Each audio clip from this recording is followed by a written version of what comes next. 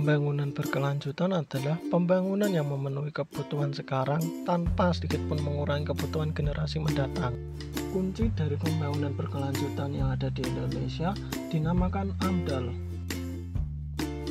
AMDAL merupakan studi yang mempelajari tentang dampak suatu kegiatan atau usaha yang sedang direncanakan terhadap lingkungan hidup.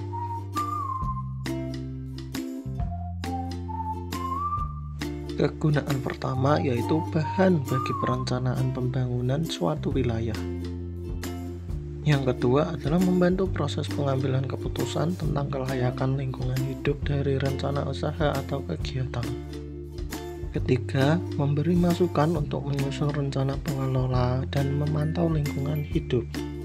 Yang terakhir, memberi informasi bagi masyarakat atas dampak yang ditimbulkan suatu rencana usaha atau kegiatan.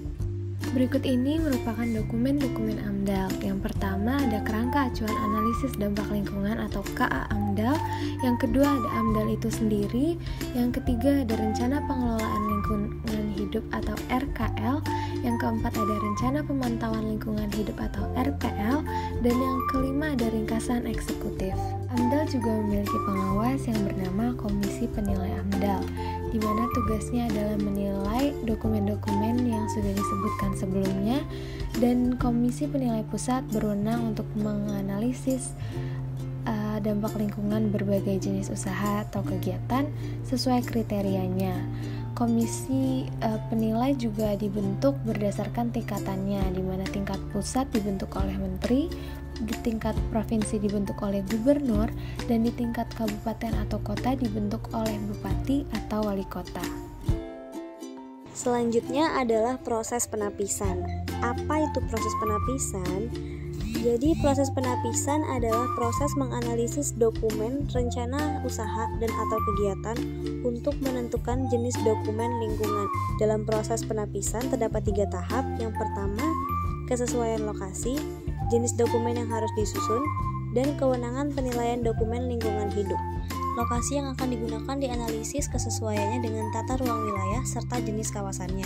Hal ini diatur dalam lampiran 1 dan 2 Permen LHK nomor 4 tahun 2021 dan lampiran 1 PP nomor 22 tahun 2021. Kemudian jenis dokumen ditentukan berdasarkan pertimbangan lampiran Permen LHK nomor 4 tahun 2021 yang berisi 1004 KBLI dan 36 non-KBLI.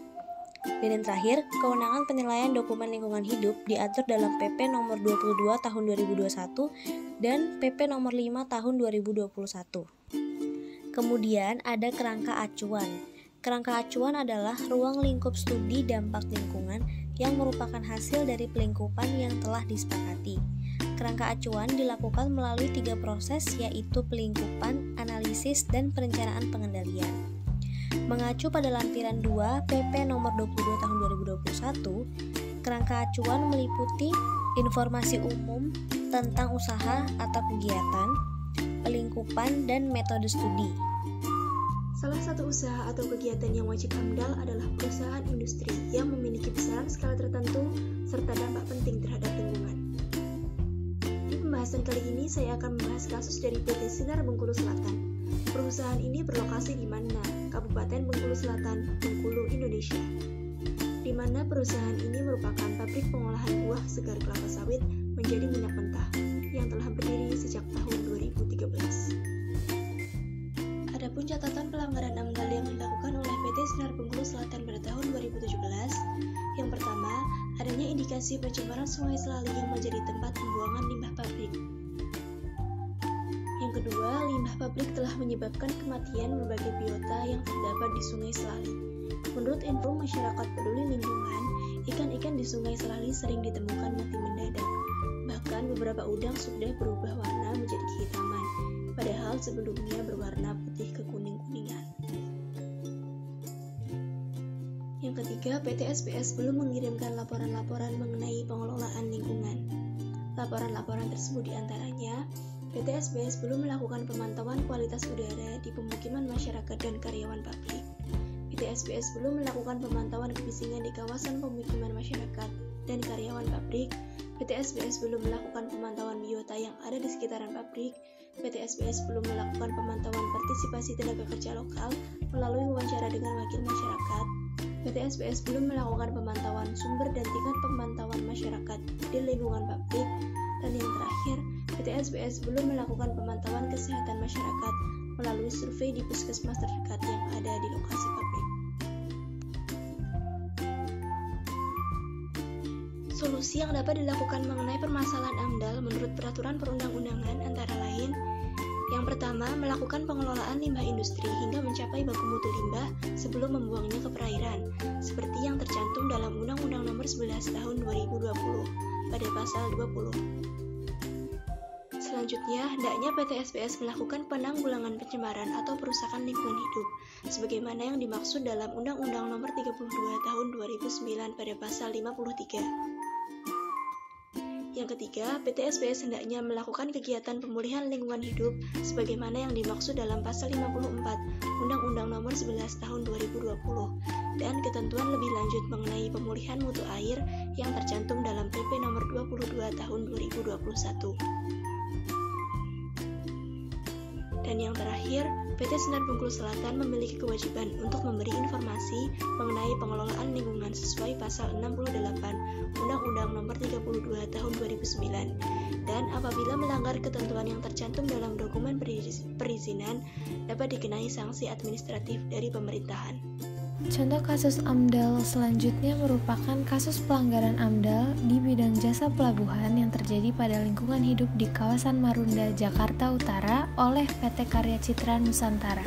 Pelanggaran AMDAL yang dilakukan oleh PT KCN yang pertama adalah mengakibatkan terjadinya polusi debu batubara di Marunda yang berasal dari aktivitas bongkar muat batubara.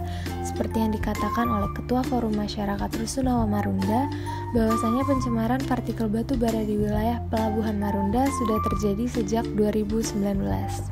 Pelanggaran AMDAL yang kedua adalah aktivitas bongkar muat batubara ini mengganggu kesehatan masyarakat seperti gatal hingga gangguan saluran pernafasan, bahkan diklaim menyebabkan kebutaan pada seorang warga.